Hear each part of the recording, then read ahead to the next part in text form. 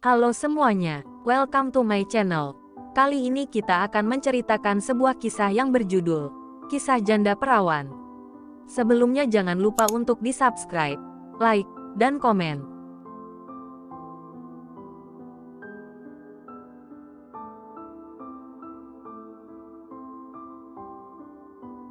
Episode 43, Another Choice. Debur ombak di lautan beriringan dengan hembusan angin malam cukup menemani mereka yang masih termangu di bawah sinar rembulan. Merenungi setiap peristiwa yang terjadi dalam hidup, Nella tersadar, tidak ada orang yang sengaja melakukan kesalahan. Jika jalannya kelam, mungkin saja hanya sebuah keterpaksaan untuk dilakukan. Bagaimanapun manusia tempatnya berbuat salah. Dan, yang membedakan adalah apakah orang itu menyadari kesalahannya atau tidak. Mau memperbaiki atau tetap berada dalam kehidupan yang gelap. Tidak semua orang bisa mendapatkan kesempatan untuk berhijrah. Terkadang semua kalah cepat oleh kematian. Malam ini, meski harus berkata jujur dan sangat menyakitkan, tetapi setidaknya Raska telah merasa lapang.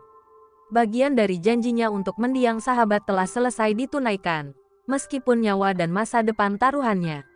Tapi bagi Nella, masih ada sedikit yang mengganjal dalam hatinya tentang pria itu. Apakah benar semua dilakukan hanya sebatas tebusan balas budi? Perempuan itu memejamkan mata, mencari jawaban tanpa bertanya. Mustahil, dia tak akan menemukan jawaban itu hanya dalam benaknya saja. Tapi bibirnya keluh untuk bertanya. Namun, suara dari pria itu kini membuyarkan lamunan, memecah keheningan di antara keduanya. Nella, terima kasih ya. Raska menatap dengan senyuman perempuan itu. Untuk apa? Nella mengernyit. Everything. You're a stronger woman enduring a very difficult life. Aku tahu itu nggak mudah. Tapi kamu cukup tegar berdiri di tempat ini, ujar Raska. Nella melebarkan senyuman dan membalas. Semua karena kamu, Ras. Aku selamat juga karena kamu. Terima kasih banyak. Perempuan itu menjeda sesaat dan tersenyum hangat.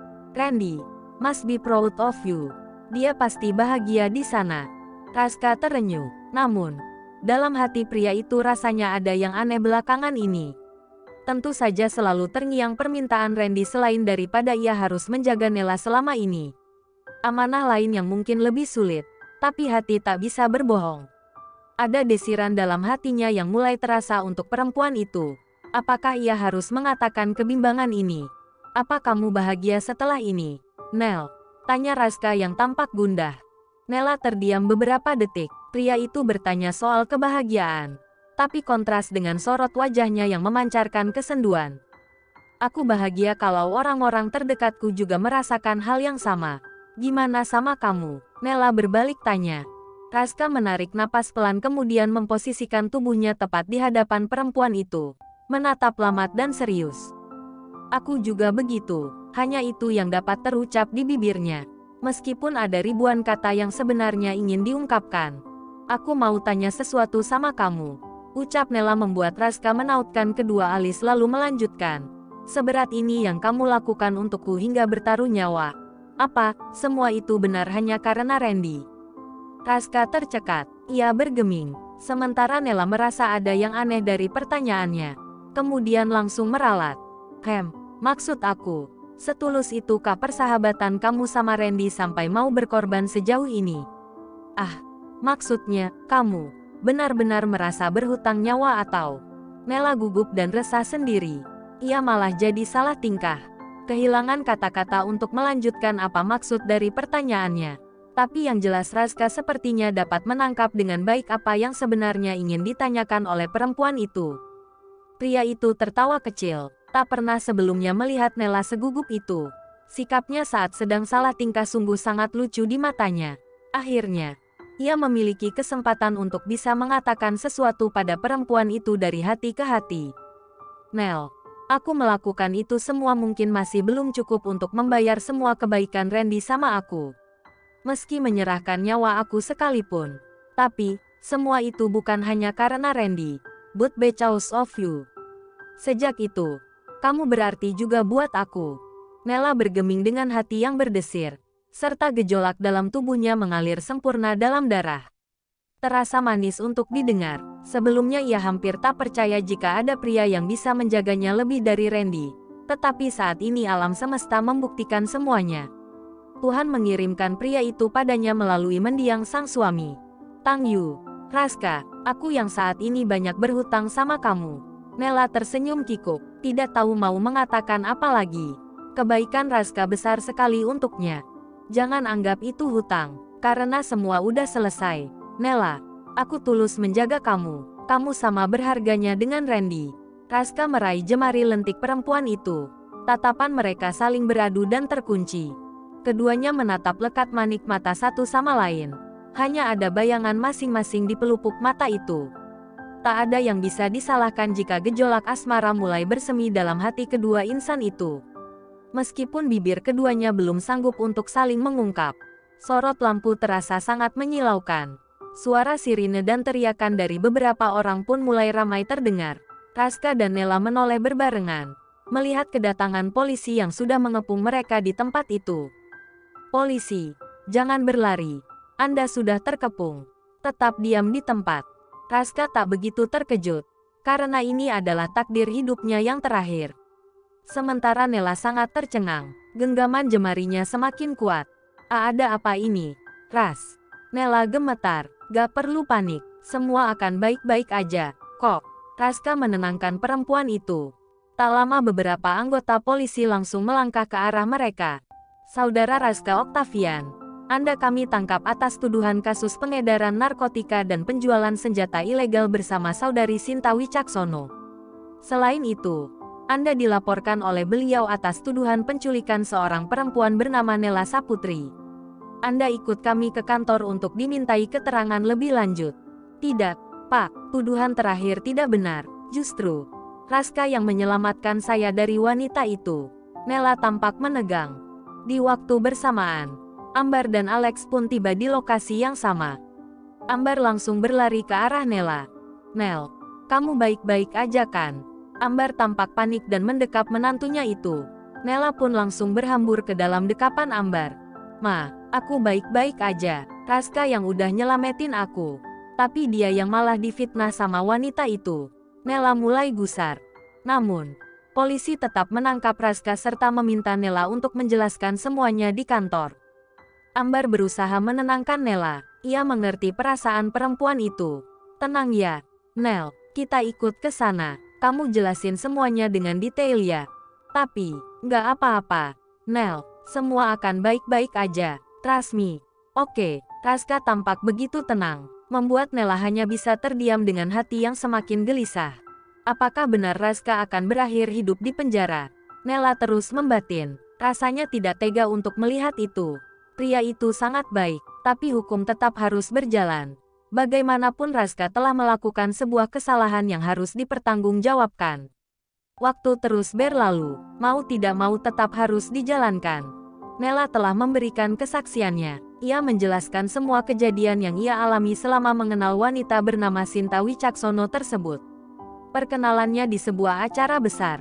Tawarannya mengenai rekaman musik yang ternyata hanya sebuah kedok penipuan. Hingga berakhir pada kasus penculikan tempo hari. 1 minggu setelah penangkapan Sinta, serta terkumpulnya semua bukti-bukti, sudah cukup membuat hakim memutuskan bahwa wanita itu akan dihukum seumur hidup dan maksimal hukuman mati. Karena kesalahannya sudah mengenai pasal berlapis, mulai menjadi otak dari human trafficking, penjualan obat-obatan terlarang dan senjata ilegal, serta penipuan berkedok rekaman musik dan penculikan seorang gadis. Sedangkan Raska terbukti melakukan pengiriman atau transito narkotika golongan I hukuman penjara selama 4 tahun dan paling lama 12 tahun. Bahkan hukumannya bisa berlapis karena ia pun melakukan jual beli senpi ilegal. Kemungkinan Raska akan dipenjara seumur hidup. Sebelumnya pria itu pun sudah melakukan rangkaian pemerikasaan urin dan lain sebagainya untuk membuktikan apakah ia mengkonsumsi obat terlarang itu juga atau tidak. Namun, rupanya hasil tes menyatakan negatif. Artinya Raska tidak pernah menggunakan barang tersebut melainkan hanya sebagai transaksional saja. Melihat siaran di televisi yang ramai dengan kasus itu, membuat Nella merasa lega. Setidaknya ia semakin percaya bahwa pria itu tidak seburuk yang orang-orang duga. Meskipun hatinya merasa sakit saat harus melihat pria itu ditahan belasan tahun lamanya, atau mungkin hidupnya akan dihabiskan di dalam sel tahanan. Apakah kedekatan mereka akan berakhir dengan cepat? Sulit untuk diungkapkan dengan kata-kata. Tapi setiap harinya setelah sidang itu berlangsung, Nella lebih banyak murung dan bersedih. 2 minggu kemudian, di lain tempat, Nando tentu tak diam saja melihat teman baiknya menderita di penjara. Ia berusaha semaksimal mungkin untuk meringankan hukuman yang didapatkan oleh Raska. Mir, Raska di penjara. Kamu gak mau bantu dia?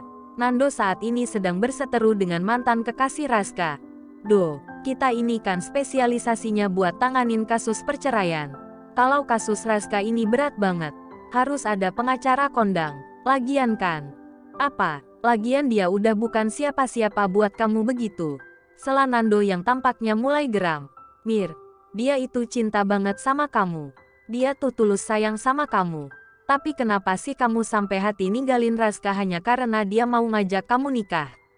Konyol tahu gak? Di mana-mana semua cewek mengharapkan keseriusan dari pasangannya untuk ke jenjang pernikahan. Giliran dia udah serius sama kamu. Kenapa kamu malah lari? Raska baik banget. Dia kurang apa? Miranda, ujar Nando bersungut-sungut. Perempuan cantik itu mendengkus kesal dan menatap sinis ke arah Nando. Sedari tadi ia hanya mendengarkan omelan dari rekannya itu yang selalu menyalahkan.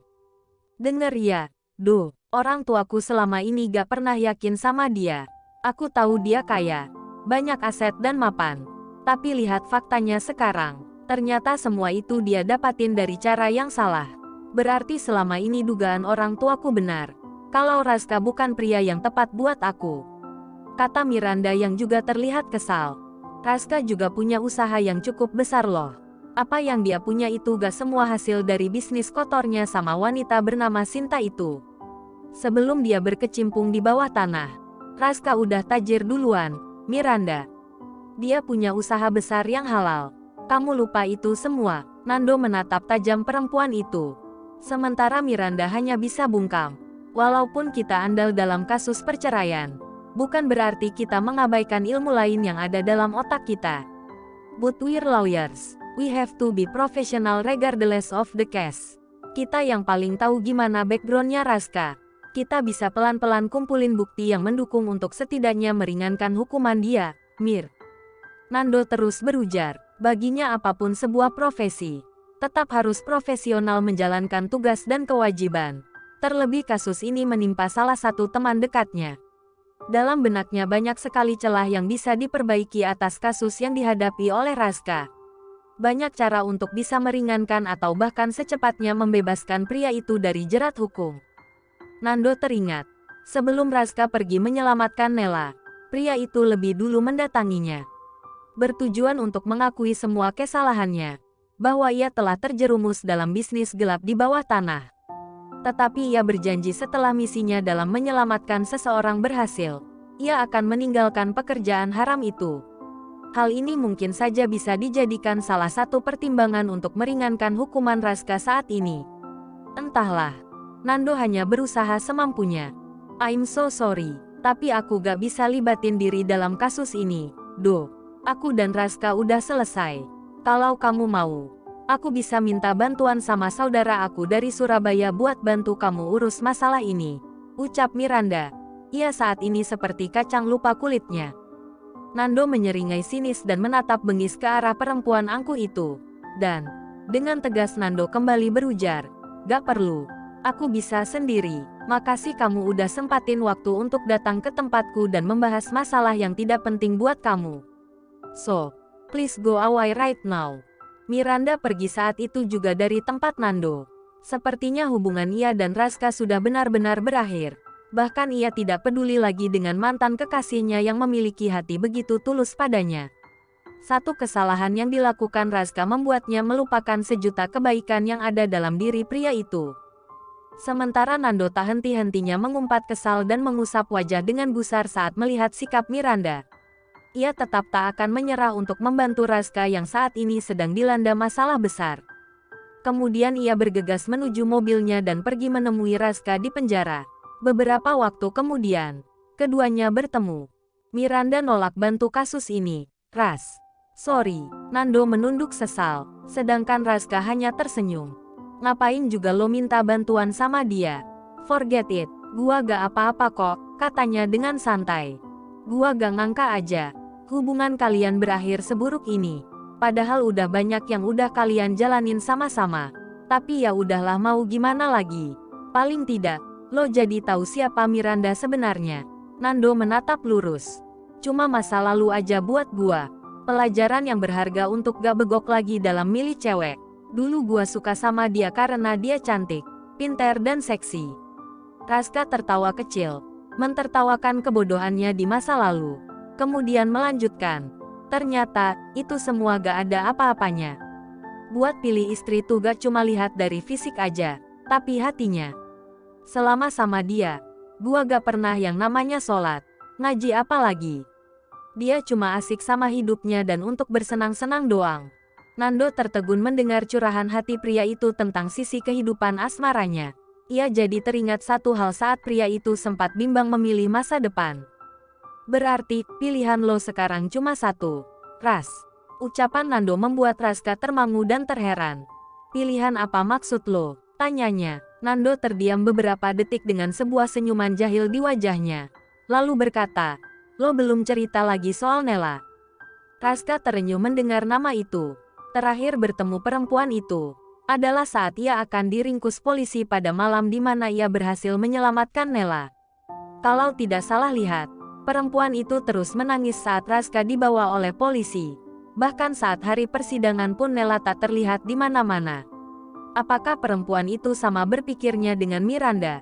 Apa Nela membenci Raska dan tega melupakannya setelah apa yang terjadi ini?